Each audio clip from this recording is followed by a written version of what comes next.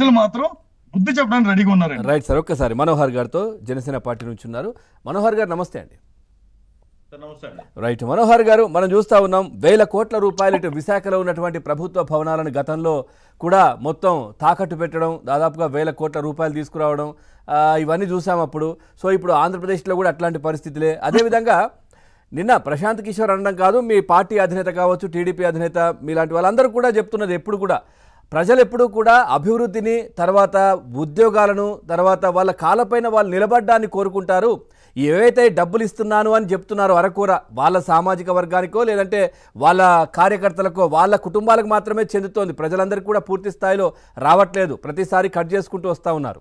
So ఇవన్నీ ఎంతవరకు ఫలితాలను ఇస్తాయి అనేది ఒక ప్రశ్న. ప్లస్ ఆంధ్రప్రదేశ్లో జగన్మోహన్ రెడ్డి ఒక పరాభవం కాదు, ఘోర పరాభవం చెందబోతున్నారు అనే కామెంట్స్ కూడా. ఏం చెప్తారు సార్?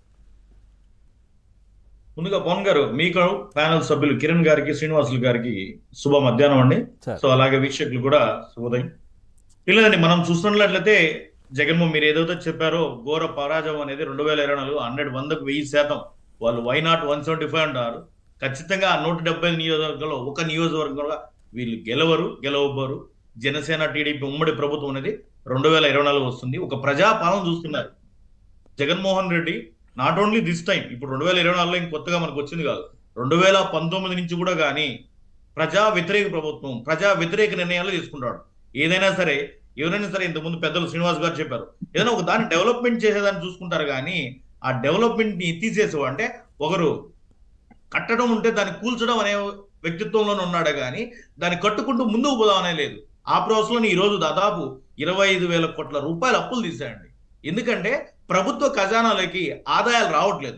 ఒకవేళ ఆదాయాలు వచ్చినా సరే అవి ఎవరికి వెళ్తున్నాయంటే అధికార పార్టీ ఉండే ఎమ్మెల్యేలు లేకపోతే సీఎం గారి పేజీలోకి వెళ్తున్నాయి కానీ ప్రభుత్వ ఖజానాలకి రావడం లేదు.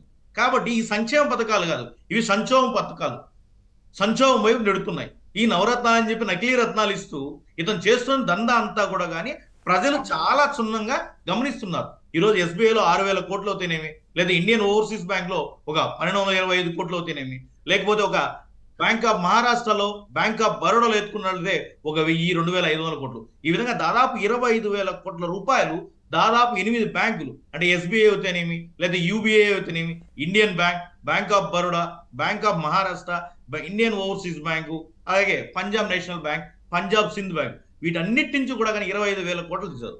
జగన్మోహన్ రెడ్డిని ఇలానే వదిలేస్తే రేపు ఖచ్చితంగా ఎలక్షన్ లో ఫండ్కి లేకపోతే ఈ యొక్క జగన్మోహన్ రెడ్డితో ఉన్నటువంటి 151 ఎమ్మెల్యేలు దాదాపు 100 మంది దాకా వచ్చేసినట్టున్నారు.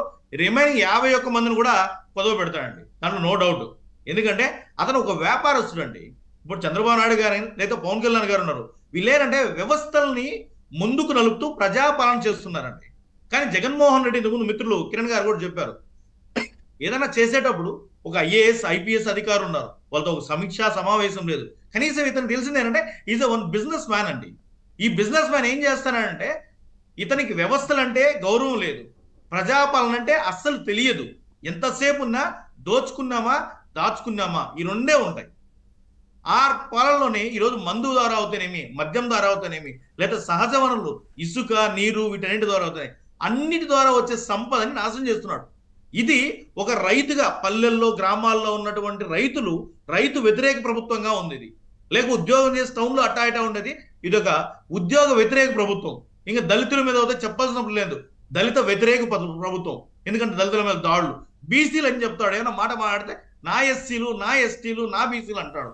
వీళ్ళందరినీ కూడా దగా చేసే ప్రభుత్వం ఈ యొక్క ప్రజా వ్యతిరేక ప్రభుత్వాన్ని కూడా కూల్చాలనుకుంటారు. కాబట్టి ఈ యుద్ధాన్ని ఇదే విధంగా వదిలినట్లయితే ఖచ్చితంగా వీళ్ళ ఎమ్మెల్యేలు వీళ్ళందరినీ కూడా కొదవ పెడతాడు. కాబట్టి ఎమ్మెల్యేలు కూడా అందుకనే 1 by 1 వచ్చేస్తున్నారు. నెక్స్ట్ ప్రభుత్వ అధికారులు ఎవరైనా సరే ఇప్పుడు అటానమస్ బాడీని, ఎందుకంటే ఎలక్షన్ కోడ్ వస్తానే ఈ యొక్క ECI, election commission of India కావచ్చు, ఎలక్షన్ కమిషన్ ఆఫ్ ఏపీ కావచ్చు, ఇవన్నీ అటానమస్ బాడీస్.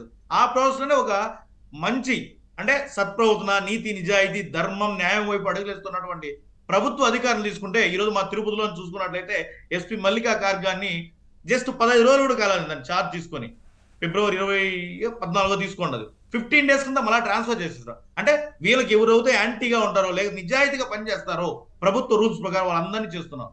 ఇలాంటి అన్నింటినీ కూడా కానీ అతి తొందరలో కోడ్ వస్తే ఈ యొక్క గవర్నమెంట్కి ఏం పవర్స్ ఉండవు కాబట్టి అప్పుడు ఎలక్షన్ కమిషన్ ఆఫ్ ఏపీకి మంచి పవర్స్ వస్తాయి, మంచిగా చేస్తుందని కూడా మేమందరం ఆలోచిస్తున్నాం. నెక్స్ట్ ఈ మంత్ అంటే ప్రభుత్వం ఎలా అంటే ప్రభుత్వ అధికారులే, పోలీసు అధికారులు కొంతమంది చెప్తున్నారండి, రియల్ టైం నేను ఫేస్ చేసిందని. ఈ యొక్క జనసేన టీడీపీ కార్యకర్తలు ఎత్తుకున్నట్లయితే ఎలా ఉందంటే బైండ్ ఓవర్ కేసులను చేస్తున్నారండి. బైండ్ ఓవర్ కేసు కనీసం ఈ పోలీసు వారికి కూడా తెలియట్లేదు. బైండ్ ఓవర్ కేసు అంటే పోలీసులు గారు చేయాల్సింది ఎంఆర్ఓ గారు చేయాలి. ఇది నాదే చిన్న ఎగ్జాంపుల్ అండి. బైండ్ ఓవర్ కేసు అంటే ఏంటి, 2019 ఎలక్షన్ ముందుకు జగన్మోహన్ రెడ్డి బాబాయిని చంపేశాడు.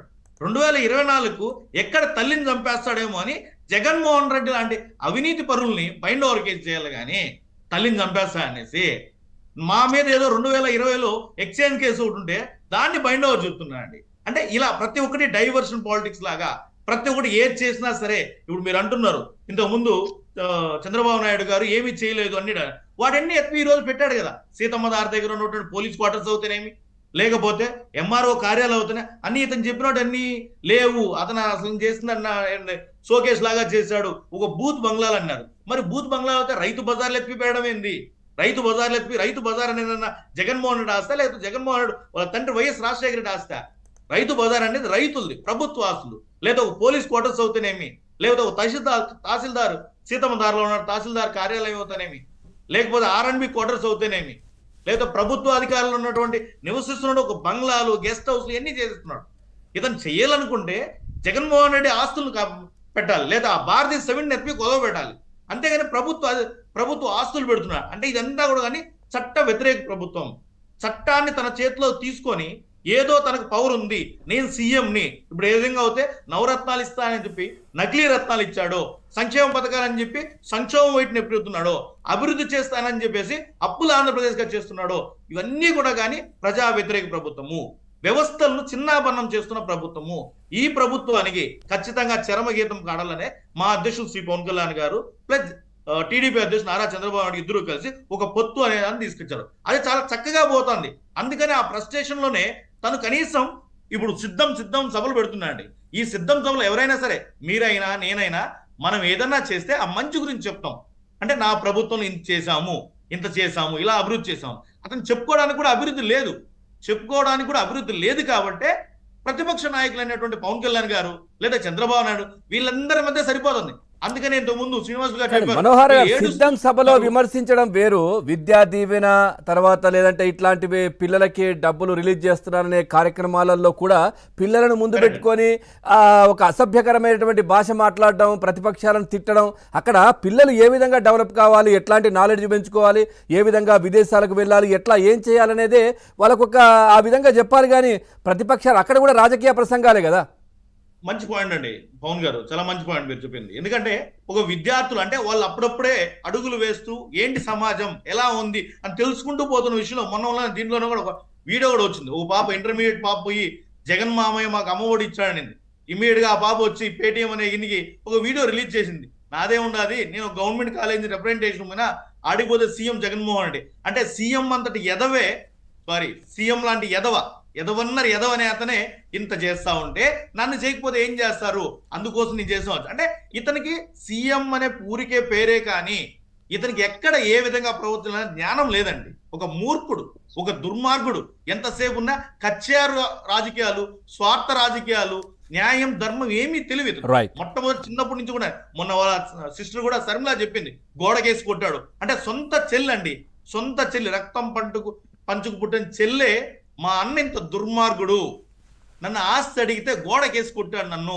మా నాన్న ఇంతకు ముందు కూడా మనకు సినారియో వచ్చింది, రోసయ్య గారితో ఏదో ఫుడ్ భోజనం చేస్తుంటే రాజశేఖర రెడ్డినే కొట్టాడు అనేసి ఆ రోజుల్లో. సానియా మీర్జా గారి ఒక ల్యాండ్ ఇష్యూలు, గోపీచంద్ గారి ల్యాండ్ ఇష్యూ హైదరాబాద్. అంటే ఈ దుర్మార్గుడు ఏనంటే ఎప్పుడైనా సైకో అనేది ఎలా ఉంటాడంటే వాడు చెప్పిందే జరగాలి, నేను పట్టుకున్న కుందేలకు 3 కాళ్ళు అంటే 3 కాళ్ళే అనాలి. ఆ విధంగా లేదు కదా ఈ రోజు వ్యవస్థలు. ఎందుకంటే ప్రతిపక్ష నాయకులు ఈ రోజు బలంగా ఉన్నారు కాబట్టి ప్రశాంత్ కిషోర్ లాంటి వ్యక్తులు కూడా ఈ ప్రభుత్వం కూలిపోయే ప్రభుత్వము, ఇది పనికొచ్చే ప్రభుత్వం కాదు, ఇది వ్యవస్థల్ని మేనేజ్ చేస్తూ లేదా వ్యవస్థను చిన్నాపన్నం చేస్తున్న ప్రభుత్వం అని అతను కూడా ఈరోజు స్టేట్మెంట్ ఇవ్వడం జరిగింది. అంటే ఇతనికి ఒక స్కూల్ దగ్గరికి పోతే ఏం మాట్లాడాలో తెలియదు, ఒక IAS దగ్గరికి పోతే ఏం మాట్లాడాలో తెలియదు, ఒక IPS దగ్గరికి పోతే ఏం మాట్లాడాలో తెలియదు. ఇతనికి తెలిసింది కేవలం ఏంటంటే ప్రతిపక్ష నాయకుల్ని దూషించడం, ఆ ఫ్రస్ట్రేషన్ లో. అందుకనే నిట్టిగా అతనికి ఓటమి భయము, జైలు భయం కనిపిస్తాను. 2024లో ఈ కేసులు వస్తానే జైలుకి బెయిల్కి మధ్య ఎలా ఉంటాడు అంటే అతను జైలు ఒక ఓటమి భయంతో పాటు ఓటమి అనేది వెళ్ళతానే ఖచ్చితంగా నేను జైలుకు పోతాను. మొన్న కూడా మనం చూసుంటాం, ఢిల్లీ వెళ్ళారు బీజేపీ, ఎందుకు వెళ్ళాడు? అవినాష్ రెడ్డి కేసులో వెళ్తున్నాడు. అంటే మిగతా అందరి కోసం ఇప్పుడు చంద్రబాబు నాయుడు కేసులో అయితే అన్ని చట్టాలు పాటించేది, తన తమ్ముడు తన విషయంలో కూడా అదే చట్టాలు పాటించాలి కదా, పాటించట్లేదు. అంటే జగన్మోహన్ రెడ్డి ప్రభుత్వం అనేది ప్రజా వ్యతిరేక ప్రభుత్వము. ఇలాంటి ప్రజా వ్యతిరేక ప్రభుత్వాన్ని ప్రజలు తీసుకోవట్లేదు. రాష్ట్రంలో ఉద్యోగులు అవుతేనేమి, రైతులు అవుతేనేమి, నిరుద్యోగులు అవుతేనేమి, లేకపోతే మహిళలు అవుతేనేమి. మీకు ఇంకోటి విషయం అండి, ఇక్కడ ఈ సందర్భం చెప్తున్నా, ఈ మధ్య మహిళల ఆసరాని పెట్టారండి. ఆసరా కాదు ఇది, ఎసరా పెడుతున్నాడు. ఏమంటే మా చంద్రగిరి నియోజకవర్గంలో తెలిసింది, ఒంటరి మహిళని చూస్తే ఆమెకి ఇన్ని ఆస్తులు ఉన్నాయి, ఎక్కడ పట్టా భూమి ఉంది, ఎక్కడ రోడ్డు భూమి ఉంది. ఒంటరి మహిళని తెలిస్తే ఆమెను దందాలు చేసి వైసీపీ నాయకులు ఆ ఊర్లోంచి ఎరగట్టేసి ఆ భూముల్లో కొత్తగా చెవిరెడ్డి భాస్కర్ రెడ్డి ఒక కొన్ని బెంచీలు పంపించాండి, లేదా చెవిరెడ్డి భాస్కర్ రెడ్డి అని చెప్పేసి ఒక చిన్న గ్రామ సచివాలయం అట, అందరూ నలుగురు కలిసి మాట్లాడుకునేదానికి అట్లా దాన్ని పెట్టేస్తాడు. అంటే ఒంటరి మహిళ మేము ఏదో పథకం ఇస్తామని చెప్పి ఆ ఒంటరి మహిళకి ఏమి ఆదాయాలు లేవని తెలుసుకొని వాళ్ళని ఒంటరిగా చేసేసి వీళ్ళు నొక్కేస్తున్నారండి. మనోహర్ గారు పోవట్లేదు. రైట్ వస్తాను నేను. శ్రీనివాసరావు గారు.